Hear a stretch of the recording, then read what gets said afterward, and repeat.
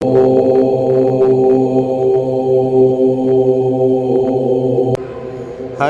ఓం శ్రీమన్మహాగణాధిపతయే నమః. ఇదం విష్ణుర్విచక్రమే త్రేధానే దేపదం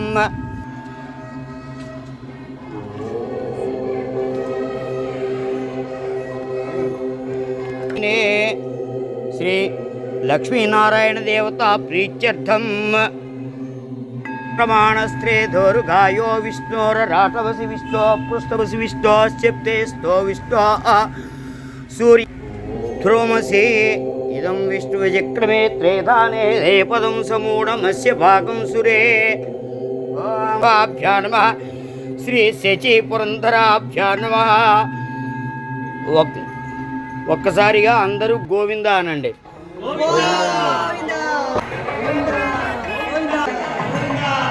దీపాలు ఇక్కడ పెట్టండి అమ్మ.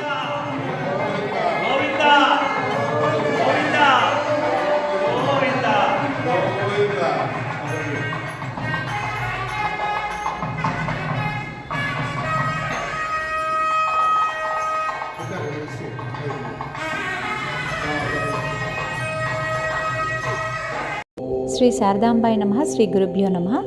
ఈ విధంగా ముక్కోటి ఏకాదశి ఉత్తర ద్వార దర్శన భాగ్యం శ్రీ శృంగేరి దక్షిణాంనాయ శ్రీ శివగంగా శారదాపీఠం గీతానగర్లో గోవింద నామస్మరణలతో అత్యంత ఆధ్యాత్మికంగా వైభవంగా జరిగింది. దక్షిణ ద్వారం ఎప్పుడూ కూడా పునర్జన్మకు మూల కారణమని, అది పరమాత్మ మనకి ఐహిక కోరికలు తీర్చడానికని, అదేవిధంగా ఉత్తర ద్వారం మోక్ష ద్వారం అని, అది యొక్క దేవతల యొక్క మార్గం మనల్ని ధర్మ మార్గంలో నడుపుతుందని, ఆ ఒక్కరోజు మనల్ని ఉత్తర ద్వారం వైపుగా వెళ్ళమని మన పురాణాల్లో చెప్పబడింది. శాస్త్రాల్లో చెప్పే అంతర్గత అర్థం, మన శరీరంలోని వైకుంఠ ద్వారం తెరుచుకునే రోజు ఈ పర్వదినం రోజే అనే.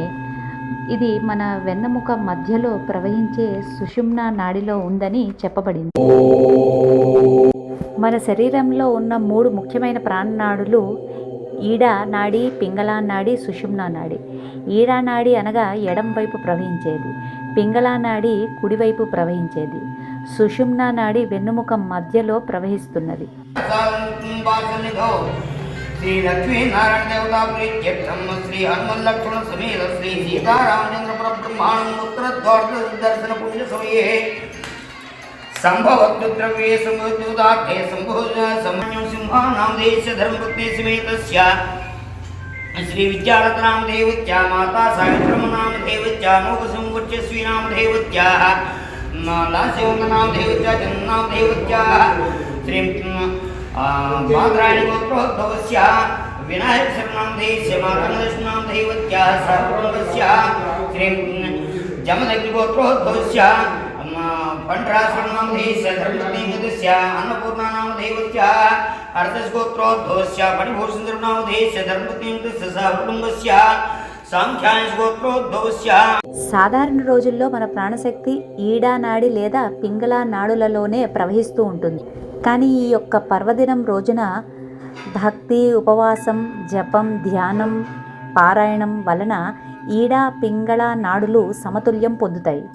ప్రాణశక్తి అంతయు సుషుమ్నా నాడిలో ప్రవేశిస్తుంది. అది మరింత శక్తిమంతం అవుతుంది.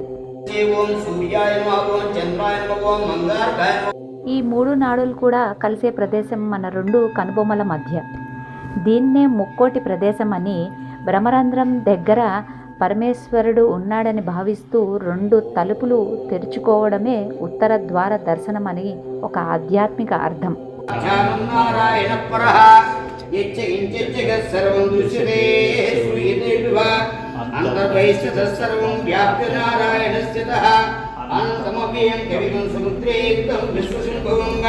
పద్మకోశ ప్రతీకాశిం హృదయం చ పాతి విశ్వస్యాయతనం మహత్ సంతత పుంసా విశ్రంబచ్చాకోశ సన్నిభం తస్యాంతే సుశిల్కం సోష్కుందస్మిన్ సర్వం ప్రతిష్ఠితం తస్య మధ్యే మహానగ్నిర్విశ్వార్తిర్విశ్వకోముఖः స్వప్రభుగోవిందిష్టన్నాహారవిరక్తవే తిరియగోర్ధోదశాయీరస్వేస్సంతదా సంతాపేన సందేహమాపాదనవస్తగः తస్య మధ్యే పుణ్యశిఖానీయో అర్థావ్యవస్థితः నేలతో యతమధ్యస్థాత్యుల్లేఖే. ఓం శ్రీ శారదా సమేత శ్రీ లక్ష్మీనాథ్ కొంచెం పోయి పర్వాలేదు తీర్థంగా ఉన్నది వస్తుంది. శ్రీ శారదా సమేత లక్ష్మీనారాయణాభ్యాం నమో నమః. యథాశక్త్యా పంచామృత స్నానం సమర్పయామి. యత్పురుషేషా దేవాయ సుతన్వతా వసంతోస్యాసి దాజ్యం కేశ్వేశ్వసకతే. ఆదిత్యవర్ణేతం సూదిజాతో వనస్పతిస్థో వృక్షోద వినోద శిబిలాంకుసాంకు మాయాంత్రాయాశ బాహ్యాలక్ష్మీ. నదీనాం చైవ సర్వాసామాని తన్నిర్మలోదికం మనేన స్థాపయామి. శంకరాయ నమో గరుడధ్వజాయ నమో నరసింహాయ నమో మహాదేవాయ నమో స్వయంభువే నమో భువనేశ్వరాయ నమో శ్రీధరాయ నమో దేవకీ పుష్టాయ నమః. ఓ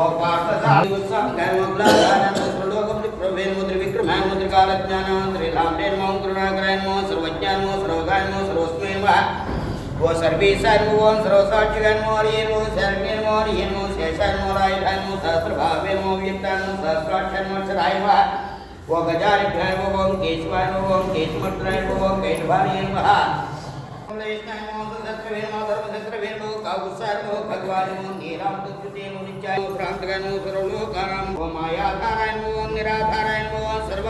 విశ్వద పరమాన్ నిత్యం విశ్వనారాయణం హరిం విశ్వమేవేదం పురుషస్తద్విశ్వోపజీవతే. పదిం విశ్వస్యాత్మేశ్వరం శాశ్వతం శివముచ్యతం నారాయణం మహాజ్ఞేయం విశ్వాత్మానం పరాయణం. నారాయణ పరః నారాయణ పరోధ్యాసాధ్యానం నారాయణ పరః. సర్వం దృశ్యతే అనంతమపి రుద్రేక్తం విశ్వశంభువం.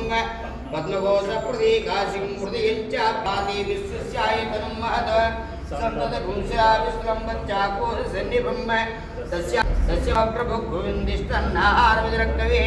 తిరియగోర్ధవదశాయీరస్వేస్సంతదా సంతాపేదే సుందేర్థా వ్యవస్థితః. నేలతో యతమధ్యస్థాత్యుల్లేఖే భాస్వర. యస్యాయతనం ఆయతనవాన్ భవతి ఏవం వేద యోపామాయతనం వేద ఆయతనవాన్ భవతి. సంవత్సరో వా అపామాయతనం ఆయతనవాన్ భవతి. సంవత్సరస్యాయతనం వేద ఆయతనవాన్ భవతి. ఆపో వై సంవత్సరస్యాయతనం ఆయతనవాన్ భవతి.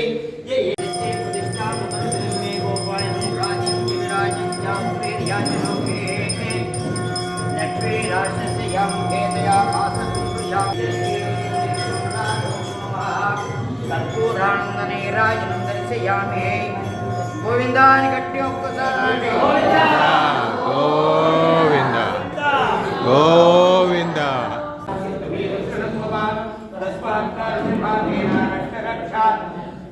లక్ష్మీనారాయణాభ్యాం నమః.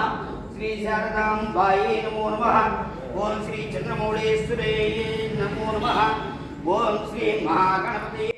అనంతరం భక్తులచే శ్రీ విష్ణు సహస్రనామ స్తోత్ర పారాయణం చేయబడింది. అలాగేను శ్రీ శివసుబ్రహ్మణ్యం గారు మరియు శ్రీమతి సుబ్బలక్ష్మి గారి మార్గదర్శకత్వంతో అందరము కూడా శ్రీ మేల్పత్తూర్ నారాయణ భట్టతిరి గారు రచించిన శ్రీమన్నారాయణీయం భాగవత పురాణానికి సంక్షిప్త రూపం అయిన ఈ గ్రంథం మొత్తం 100 దశకాల పారాయణం పూర్తి చేయబడింది.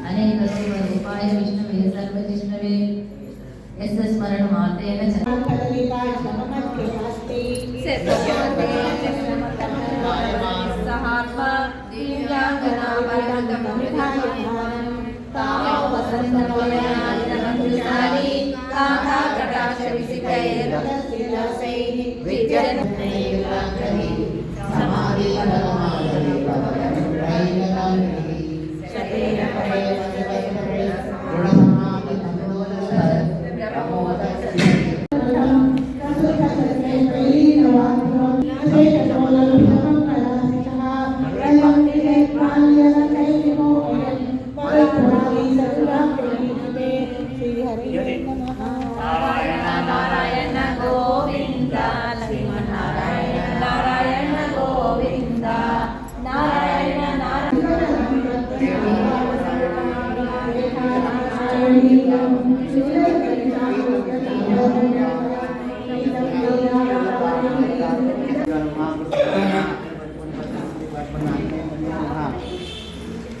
అవతార పురుషోత్తమ శ్రీరామ సత్యం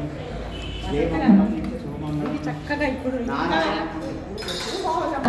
నారాయణ నారాయణ గోవింద నారాయణ నారాయణ సర్వత్ర గోవింద నామ సంకీర్తనం గోవింద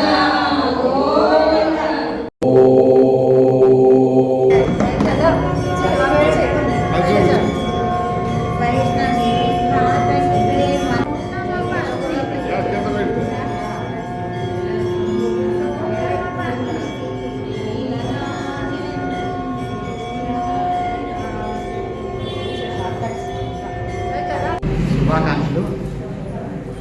శివగంగా శృంగేరి దక్షిణాంనాయ శివగంగా శారదాపీఠంలో ఈరోజు చాలా వైభవంగా ఈ నారాయణీయం 1000 శ్లోకాలు పఠనం జరిగింది.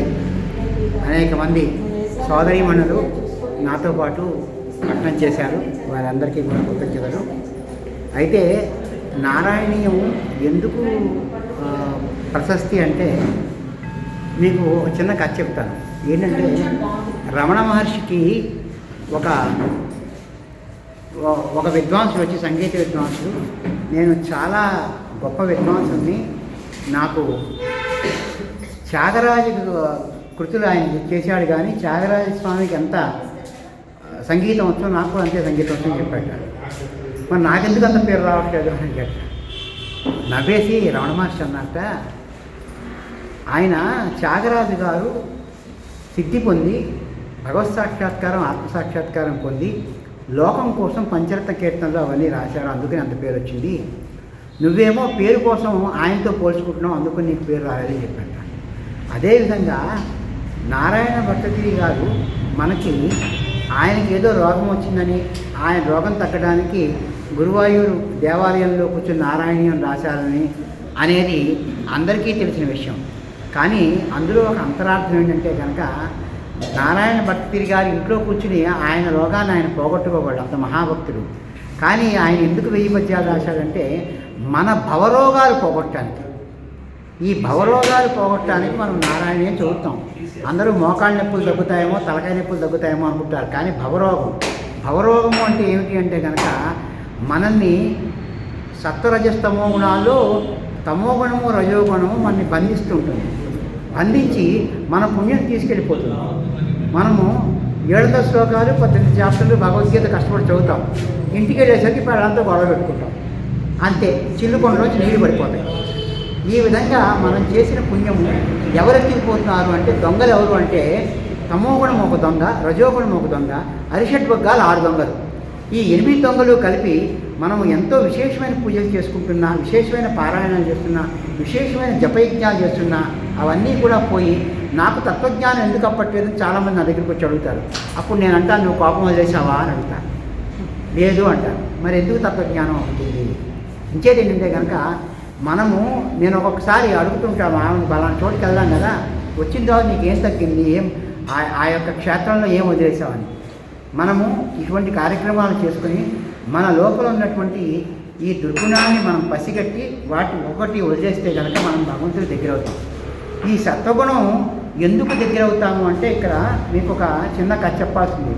ఒక గురువుగారి ఆశ్రమాన్ని వెతుక్కోవడానికి ఒక శిష్యుడు వెళ్తున్నాడు. అడవిలో 3 దొంగలు ఉన్నారు. మొదటివాడు ఏమన్నా అంటే వీడిని చంపేద్దాం అన్నాడు, అది తమోగుణం. రెండోవాడు ఏమన్నా అంటే వీడిని చంపక్కర్లేదు, కొట్టి ఇక్కడ పాడేద్దాం, వీడి దగ్గర ఉన్న డబ్బులు దోచేసుకుందాం అని. మూడోవాడు అన్న తప్పు ఇలాంటి పాపం పనులు చేయకూడదు, వాడిని నేను అక్కడ దాకా తీసుకెళ్ళి వాడికి ఏదన్నా సంతోషకరంగా నాకు ఇస్తే తీసుకుంటాను అన్నాడు. అని ఈ రజోగుణంలోంచి తమోగుణంలోంచి రక్షించి ఆ దొంగల నుంచి ఈ సత్వగుణం వాడు జాగ్రత్తగా గురువుగారి ఆశ్రమాన్ని తీసుకెళ్ళాడు. ఇది బాబు, ఈ గురువుగారి ఆశ్రమం నువ్వు తప్పిపోయా ఉన్నావు కదా, దీని రూట్ ఇది అని చెప్పాడు. మరి లోపలికి రావయ్యా, మా గురువుగారి ఆశ్రమంలో నీకు మంచి భోజనం పెట్టిస్తాను, నీకు ఆశీస్సు ఇప్పిస్తాను అంటే అబ్బాయి నేను రాలేనన్నాడు. ఎందుకు రాలేనంటే అక్కడ నేను ఇక్కడ దాకానే రాగలను, గేటు దాకా లోపలికి వచ్చే అర్హత నాకు లేదంటాడు. అలాగే సత్వగుణం ఎంతవరకు తీసుకెళ్తుంది అంటే మనకి చక్కగా భగవంతుడి గడప దాకా తీసుకెళ్తుంది. అక్కడికి వెళ్ళేసరికి ఆ సత్వగుణాన్ని కూడా వదిలేయాలి. వదిలేస్తే కానీ మోక్షం కాదు. ఇంతటి క్లిష్టతరమైన విషయాన్ని తెలుసుకోవాలి అంటే కనుక మనకేం జరుగుతుందంటే కొంతమంది గురువులు కానీ కొన్ని పుస్తకాలు కానీ, ఈ మధ్యకాలంలో కలియుగంలో గురువులు ఎవరు దొరుకుతారంటే దొరకక్కర్లా. మీకు మంచి పుస్తకాలు ఉన్నాయి కదా, రామకృష్ణ పరమహంస బోధామృతం ఉంది, మన ఈ శంకరాచార్య వారి పుస్తకాలు ఉన్నాయి. వీళ్ళందరినీ మనం చదివితే కనుక మనకి తప్పనిసరిగా జ్ఞానం కలుగుతుంది. కానీ జ్ఞానాన్ని వదిలేసి మనం వేరే పనులు చేస్తే మనకు ఈ పుణ్యం ఎంత మాత్రమో మనకు ఉపయోగపడదు. అందుకని ఏంటంటే వైకుంఠ ఏకాదశి అనేది ఇది ఖచ్చితంగా మోక్షానికి సంబంధించినటువంటి రోజు. కాబట్టి మనమందరం మోక్షాని కోసం ప్రయత్నం చేయాలి. ఈ పుణ్యాన్ని అట్టే బట్టి స్వామి నేను పొరపాటు నా కొడుకు పెళ్ళవాలనో, కూతురి పెళ్ళవాలనో, మనవడ పుట్టాలనో, మనవరాలు పుట్టాలనో, కారు కొనుక్కోవాలనో, ఇంకేదో కొనుక్కోవాలనో నేను కనుక నిన్ను కోరితే నన్ను క్షమించు. ఇవాళ నేను చేసిన నా పుణ్యాన్ని జాగ్రత్తగా దాచిపెట్టి నా అరిషడ్ వర్గాలు నా మీద దాడి చేయకుండా కాపాడు, నా తమోగుణం నా మీద దాడి చేయకుండా కాపాడు, నా రజోగుణం నా మీద దాడి చేయకుండా కాపాడు అని కనుక ఈ పుణ్యాన్ని మనం అట్టే పెట్టుకుని దానికోసం ఉపయోగించమని భగవంతుడు చెప్తే అందరికీ ఉపయోగపడుతుంది. ఈ కాస్త ప్రవచనం విన్నందుకు మీ అందరికీ ధన్యవాదాలు. నమస్కారం. శ్రీ శివసుబ్రహ్మణ్యం గారికి ధన్యవాదాలండి, ఇంత మంచి విషయాలు తెలియజేసినందుకు.